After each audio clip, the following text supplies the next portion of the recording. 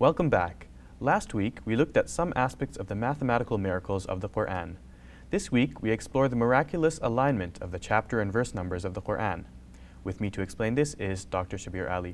Dr. Shabir, can you tell us about how these, the chapters, there's 114 chapters in the Quran, and how they're aligned with their verse numbers to produce some mathematical miracles? Yeah, what has been found is that even though the number of verses within a chapter seem to be assigned at random, meaning that they do not seem to follow any predictable pattern. Like the first surah is short, it has only 7 verses. The next surah or chapter is long, it's got 286 verses. And generally there seems to be like a descending order, but it's not uniform. The shortest chapter of the Quran does not occur at the very end, it's the 108th. So people have puzzled about what really is the wisdom behind the ordering of the chapters like this. Why doesn't the longest chapter come first, and why doesn't the shortest one go at the end? Why does it appear that there is a descending length as we go from first to last, more generally? But it's not uniform. So the secret that has been discovered about this arrangement is that there are 2 numbers associated with each chapter, a chapter number and the number of verses within the chapter. When we see the 2 numbers, we see 2 distinct numbers. And that's all we see. But somebody who's very good with numbers, looking at the 2, will immediately see a third number, which is the total of the 2. Now, if you think of the total of the 2 numbers, then it's either an even number or an odd number. That's natural, of course. Interestingly enough, for the 114 chapters, the results that we get from adding up the 2 numbers from each chapter turns out to be 57 even numbers and 57 odd numbers. Now, to have this fine balance is surprising. But it shouldn't be so unusual because naturally, among natural numbers from 1 to number n, regardless how big that number is, you're going to basically have like an even split between even numbers and odd numbers. But what makes this surprising is that if we were just dealing with the chapter numbers 1 to 114, obviously half of those are even numbers and half of those are odd numbers. But when we come to the number of verses within the chapter, we don't expect this result to be there because we see that the first chapter is an even number of verses. The second chapter has the first chapter has an odd number of verses, 7 verses. Second chapter has an even number of verses. Third chapter has an even number of verses. Fourth chapter has an even number of verses again. So it doesn't seem to follow any predictable pattern. Yet when we consider the totals, the chapter number plus the number of verses within the chapter, and we look at the results from those totals, of the 114 results we have an even split. 57 are even numbers and 57 are odd numbers. That's very fascinating. And who discovered this?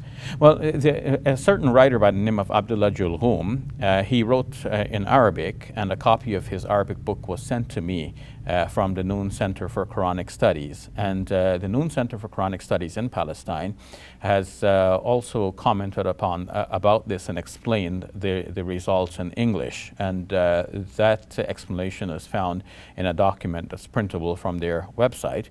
And we also have a document that we have prepared using this information after having studied it in detail and confirming that this is so. That document is available from us for free, entitled The Quran as a Mathematical Miracle. Now there's another aspect to this as well, which relates to the total number of verses in the Quran. Is that right? Yes. Now let's start with where we have left off and go a little deeper. Now we have taken the 2 numbers associated with each chapter and we've added them up and we have the total. So we have 114 totals coming from these 114 chapters, and we said that half of those totals are 57 of them are even numbers, 57 of them are odd numbers. What is interesting is that if we take the 57 even numbers and we add them all together, we get a grand total which is the same number as the number of verses in the entire Quran, 6,236. So how did that coincidence occur?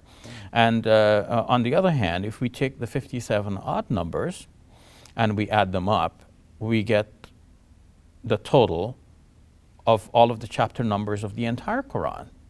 Of 1 plus 2 all the way to All 114. to 114. Okay. So that's another coincidence. The total there is 6,555.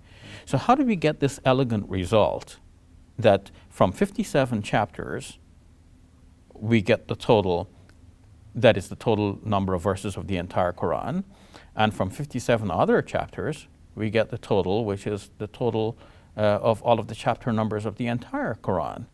So this is an unusual result. And to see how, if this is just a fluke, I decided to test this against some other books. And I haven't seen anyone done this before, but I did this of my own initiative. I needed a book that has chapter numbers and verse numbers. A lot of books have chapter numbers, but no verses, unless we're dealing like with a book of poetry. And not having access to poetry books, I picked the one book that has chapter number and verse numbers, of which I have several versions and several copies, the Holy Bible. And I used the New American Standard Bible, NASB, a copy of which was generously given to me by a good friend, Dr. James White. My key interest was in those books which Muslims believe to hold some divine revelation, the Torah, the Psalms, and the Gospels. The Torah comprises 5 books, the Psalms 1 book with 150 chapters, and the Gospels are 4 books. So 10 books altogether I did the study with. And I found that in each case, in all of these 10 books, the pattern which I discovered in the Quran did not exist here. Doesn't mean that there's anything wrong with these books, because there's no reason why a book has to have this kind of correspondence between chapter numbers and number of verses within the chapters. But the fact that this is found in the Quran and not in those 10 books which I examined confirms that this is a rare occurrence. And that rare occurrence needs an explanation. And what is that explanation? Well, Muslims and Christians, when we debate atheists, we say that when we observe patterns in the natural world, that shows that there is a designer, and the designer is God. Now here we are observing a sort of pattern in the Quran, a mathematical pattern. And we need to ask, who is the grand mathematician that did this? Who made it come out like this? Now, when we look back into the history of the Quran, we see that there's no human individual who did this. People were just simply working with the Quran and trying their best to compile it, and eventually to count the verses as they heard the readers stop and pause at certain locations. So the verse numbering evolved over history, and there have been different numbering systems that evolved. But what is interesting is that the one that is now in the Quran that is popularly read throughout the Muslim world, what is referred to by academics as the edition, the Egyptian edition of 1924, that is reprinted in Saudi Arabia and publicized everywhere, that this edition, having this verse numbering, actually has hidden behind it this mathematical pattern which is only now being discovered. And to me, this is a sign from God that this book is the one that He approves, regardless of whether He approves other readings and other copies of the Quran, for example, that which is available in North Africa based on another reading of Warsh from Nafi'. But this one, the Hafs and Asim reading, which is now popularized in this Egyptian edition, has what I would call the signature of God, assuring us that He approves this. There is a miraculous element to this. This is a sign pointing to intelligent design behind this Quran. Does the Quran itself hint at its miraculous arrangement in any way that would give researchers a reason to look into it further like this? Actually, now that you ask, there are several indications in the Quran about its own arrangement. For example, the Quran saying, وَرَتَّلْنَاهُ تَرْتِيلًا, we will cause it to be recited in like a systematic way. So it refers to a kind of a systematic arrangement here. In the 75th chapter of the Quran, God speaking says, إِنَّا عَلَيْنَا جَمْعَهُ وَقُرْآنَهُ. It is our responsibility to cause it to be collected and recited. So that's about the arrangement of the Quran itself. But as for a concern with numbers, there are several passages of the Quran that indicate that numbers are important and important to God. For example, in the 19th chapter it says about God's creatures that لَقَدْ أَحْصَاهُمْ وَعَدَّهُمْ عَدًّا. He has taken account of them and He has counted them numerically. And several passages of the Quran indicate that there is a great concern with the numbers of things in God's creation, and we are seeing here that the numbers of things in the Quran as well fit that broader concern for numbers.